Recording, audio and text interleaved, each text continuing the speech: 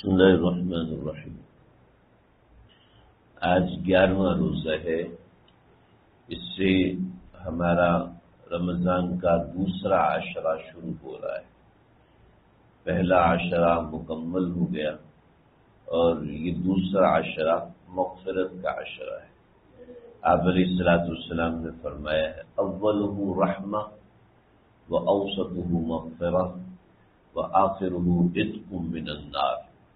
فقہا نے لکھا ہے کہ اول سے مراد پہلا عشرہ اور اوسط سے مراد دوسرا عشرہ اور آخر سے مراد تیسرا عشرہ۔ عشرہ کہتے ہیں 10 دن کو، تو پہلے 10 دن رحمت، چنانچہ رحمت کی دعا کثرت سے کرنی چاہیے۔ یہ دوسرا عشرہ شروع ہو رہا ہے مغفرت کا عشرہ۔ اس عشرے کا روزہ تراویح یہ عمل تو اپنی جگہ پر ہے، لیکن اس کا سب سے بڑا عمل طلب مغفرت ہے، یعنی اللہ سے مغفرت مانگنا۔ طلب مغفرت کو عربی میں کہتے ہیں استغفار۔ تو اس عشرے میں زیادہ سے زیادہ استغفار کرنا چاہیے۔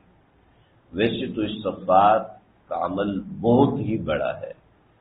آپ علیہ الصلوۃ والسلام کو جو آخری وحی نازل ہوئی ہے تو اس میں جو وظیفہ آپ علیہ الصلوۃ والسلام کو بتایا گیا، ہم اس کو وظیفہ کہتے ہیں، اصل میں یہ عمل ہے۔ ہم سمجھانے کے لیے کہہ دیتے ہیں وظیفہ، لیکن وظیفہ سن کر کوئی اس کو ایسا نہ کہے کہ یہ بہت لو کاسٹ قسم کی چیز ہے، نہیں، یعنی جو زندگی کا آخری عمل آپ کو بتایا گیا وہ آخری عمل یہ تو فسبح بحمد ربک واستغفر۔ اے پیغمبر، آپ اپنے پروردگار کی تسبیح کیجئے، اور تسبیح 2 طریقے سے کیجئے، ایک حمد کے ساتھ تسبیح کیجئے اور ایک استغفار کے ساتھ تسبیح کیجئے۔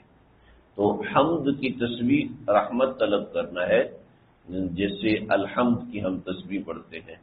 قرآن مجید کی میں اللہ نے 5 سورتیں الحمد سے شروع کی ہیں، تو الحمد سے تسبیح اللہ کو بڑی پسند ہے، اس کا موقع نہیں۔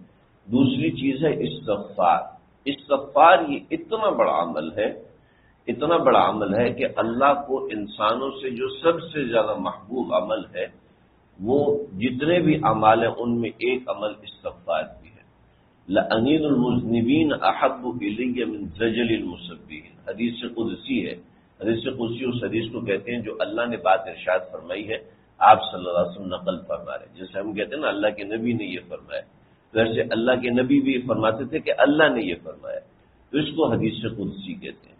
میں لَأَنِينُ الْمُذْنِبِينَ أَحَبُّ إِلَيَّ، جو بندہ گنہگار ہوتا ہے اور وہ گناہ کر کے اللہ سے معافی مانگتا ہے، اور معافی مانگنے کے ساتھ اس کی آنکھ تر ہو جاتی، اس کو کہتے ہیں انین المذنب، کہ اپنے گناہ کو سوچ کر یہ میرے تو اتنے گناہ ہیں، اس سے وہ پریشان ہو جاتا ہے، اس کی آنکھ میں آنسو آ جاتا ہے یا نہیں آتا، اس کیفیت کو انین کہتے ہیں۔ لَأَنِينُ الْمُذْنِبِينَ، جو گنہگار ہیں وہ جب اللہ سے نادم ہوتا ہے تو احب الی، یہ جو کیفیت ہے نا، اللہ فرماتا احب الی من زجل المسبحین، 7 آسمانوں کے فرشتے سبحان اللہ، الحمدللہ، تلاوت قرآن اور عبادت اور ان سب چیزوں سے اطت السماء ان تحق لها، کہ آسمان چڑچڑانے لگتا ہے، ایسی آواز آتی ہے۔ تو ایسی آواز کو حق بھی کہتے ہیں، ایسی آواز کو زجل بھی کہتے ہیں۔ تو احب الی من زجل المسبحین، جو تسبیح کرنے والوں کی تسبیحات سے جو شور اور گونج اٹھتی ہے، اس سے زیادہ اللہ کہتے ہیں مجھے پسند ہے کوئی بندہ مجھ سے نادم ہو کر معافی مانگ رہا ہے۔ تو اللہ کو معافی اتنی زیادہ پسند ہے کہ اپنے نبی کو آخری کلمہ بھی یہ کہہ رہے کہ آپ اللہ کے نبی تو گناہ سے پاک ہیں، میرا آپ کا عقیدہ ہے۔ تو استغفار اتنا بڑا عمل ہے۔ استغفروا ربکم انہ کان غفارا یرسل السماء علیکم مدرارا ویمددکم باموال وبنین۔ سیدنا عمر بن خطاب سے کسی نے پوچھا کہ مجھے سب سے بڑا عمل کون سا کرنا چاہیے؟ فرمایا استغفار کرو، استغفار کرو۔ ایک صحابہ ہے، ہماری فصلیں خراب ہوتی جا رہی ہیں اور فصلوں کا بڑا مسئلہ ہے، آپ بتائیے کیا کریں؟ فرمایا کہ تم استغفار کرو۔ جی کیسے استغفار کریں؟ اپنی طرف سے ایسی بتا نہیں جی، اللہ نے قرآن مجید میں فرمایا کہ استغفروا ربکم انہ کان غفارا یرسل السماء علیکم مدرارا، آسمان سے اللہ برکتیں نازل کریں، یرسل السماء علیکم مدرارا، آسمان سے نازل کریں گے۔ استغفار کی برکت ایسی ہے۔ اور جی مال کا خسارہ ہے، چوری ہونے کا ڈر ہے، وَيُمْدِدْكُمْ بِأَمْوَالٍ، اللہ مال سے مدد کریں گے، ایسی نہیں غیبی مدد، مال سے مدد کریں گے۔ وَيُمْدِدْكُمْ بِأَمْوَالٍ، اولاد نہیں ہو رہی، فرمایا اس سے بھی استغفار کرو۔ ایک نے کہا میری تو شادی بھی نہیں ہوتی، کہا اس سے استغفار کرو، اس کے لیے استغفار کرو۔ کہا جی شادی کے لیے کیسے استغفار؟ وَيُمْدِدْكُمْ بِأَمْوَالٍ وَبَنِينَ، اللہ اولاد دیں گے اور اولاد نرینہ بھی دیں گے، اس کے لیے استغفار کرو۔ ظاہر بات ہے اولاد پیٹ سے تو نہیں نکلے گی نا، شادی ہوگی جب ہی اولاد ہوگی۔ تو استغفار بہت بڑا عمل ہے، اور یعنی اتنا بڑا عمل ہے کہ ہمارے پاس الفاظ نہیں ہیں اس کو بیان کرنے والے۔ یعنی اللہ کو اتنا زیادہ پسند ہے جب بندے اس سے استغفار کرتے ہیں۔ ایک حدیث ہم نہیں سناتے ہوتے، لیکن یہ موقع ایسا ہے کہ اس موقع پر سنانا ضروری ہے۔ حدیث میں آتا ہے اللہ کو وہ قوم بڑی پسند آتی ہے، میں ایک حصہ سنا ہوں، وہ قوم بڑی پسند آتی ہے جو اللہ سے معافی کی کثرت کرتی ہے۔ اللہ کا عذاب نازل ہو رہا ہے، حضرت یونس قوم کو چھوڑ کے جا چکے ہیں، ایسا کبھی کائنات میں نہ پہلے ہوا نہ اس کے بعد ہوا کہ اللہ کے عذاب کا ظہور ہو گیا اور اللہ نے عذاب ٹال دیا ہو۔ قوم یونس نے جمع ہو کے استغفار کیا، اللہ نے عذاب ٹال دیا۔ تو استغفار ایک ایسی چیز ہے جو بڑے بڑے کام بنا دیتی ہے۔ ہم اللہ کو سے معافی اس لیے نہیں مانگیں کہ ہمارے کام بن جائیں گے، اس لیے نہ مانگیں، کام تو ایسی تو کہتے ہیں نا میں نے حج کرنا ہے، حج کیوں کرنا ہے؟ بھی اس جہاز سے جاتے ہیں بڑا مزہ آتا ہے، تو بھائی جہاز سے تو ایسے ہی بندہ چلا جائے گا، حج اس لیے کرو کہ اللہ کو راضی کرنا۔ ایسے استغفار اس لیے نہیں کریں گے جی میرا فلاں کام پھنسائے نکل جائے گا، فلاں کام پھنسائے نکل جائے گا۔ آج ہم نے قرآن کو بھی وظیفوں کی کتاب سمجھ لی ہے، اور یہ چیزیں وظیف نہیں، یہ چیزیں اس لیے کہ اللہ کا تقرب حاصل ہو، اپنی نیت بھی صحیح کرتے رہیں۔ اور یہ اشرا خاص طور پہ ہے ہی مغفرت مانگنے کا کہ اللہ تعالیٰ سے استغفار کریں۔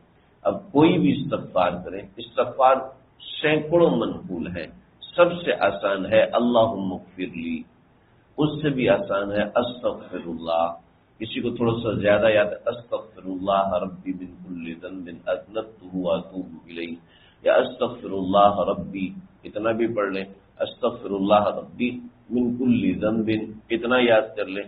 اور اس کے علاوہ بہت سے استغفار ہیں کہ لا الہ الا انت سبحانک انی کنت من الظالمین، یہ بھی استغفار میں سے شامل ہو، یہ بھی استغفار کی دعا ہے۔ ایسے استغفار کی بہت سی دعائیں ہیں، لیکن آسان استغفر اللہ تو ہر بندے کو آتا ہے، اللہم اغفر لی تو ہر بندے کو آتا ہے۔ تو یہ انسان جب اللہ تعالیٰ سے مانگتا ہے، طلب مغفرت کرتا ہے، تو اللہ ظہور کسی شکل میں کرتے ہیں، کسی شکل میں کرتے ہیں۔ ہمارے استاد محترم کسی ایسے مسئلے کے اندر ان کو قید کر لیا گیا کہ جس میں کسی کا بس نہیں چل سکتا، اس کی تفصیل ہم نہیں بتا سکتے، فرمایا کہ 5 مہینے تک روشنی نہیں دیکھی، اور 5 مہینے تک کیا ہے روزانہ صبح فجر کے بعد کھڑے ہو جاتے اور سورہ بقرہ جو ہے وہ جماعت کے اندر ایک سناتا، پھر دوسرا سناتا، پھر تیسرا سناتا، پھر 6 وظائف اور یہ وظائف اور وہ منزل اور وہ منزل، پورا دن یہی کرنا ہوتا تھا، یہی کرتے تھے، کہیں کام ہی نہیں چل رہا تھا۔ تو وہاں ایک عرب عالم ملے اور عرب عالم نے بتایا کہ بھئی استغفار کرو۔ جی استغفار، اتنے بڑے بڑے وظیفے کر رہے، استغفار سے کیا ہوگا؟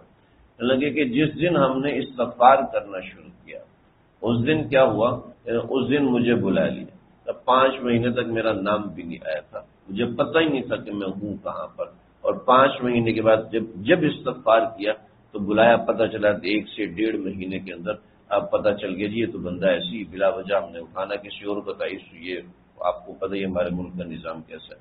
اور استغفار کی برکت سے اللہ تعالیٰ نے اس طرح چھٹکارا دیا کہ استغفار کیا تو پھر خواب آنا شروع ہوئے، جی آم کا درخت دیکھا، پتہ چلا کہ آم کے موسم میں آپ کی رہائی ہو جائے گی، آپ اس کی فکر نہ کرو۔ تو اس طرح کی چیزیں اللہ تعالیٰ آثار بھی دکھاتے ہیں اور چیزیں بھی دکھاتے ہیں، لیکن پھر بتاؤ اپنی نیت کو سلامت رکھیں۔ اس لیے استغفار نہیں کریں گے اللہ جی پیسے مل جائیں گے، اس لیے استغفار نہیں کریں گے جی میری شادی ہو جائے گی، اس لیے استغفار نہیں کریں گے جی اولاد ہو جائے گی، اس لیے استغفار نہیں کریں گے جی بزنس ڈیل مل جائے گی۔ استغفار اس لیے کرنا ہے کہ اللہ تعالیٰ اس سے راضی ہوتے ہیں۔ جب اللہ کی رضا ملے گی نا تو سب چیزیں خود کو خود ملنا شروع ہو جائیں گی۔ اللہ تعالیٰ مجھے آپ ہم سب کو سمجھنے کی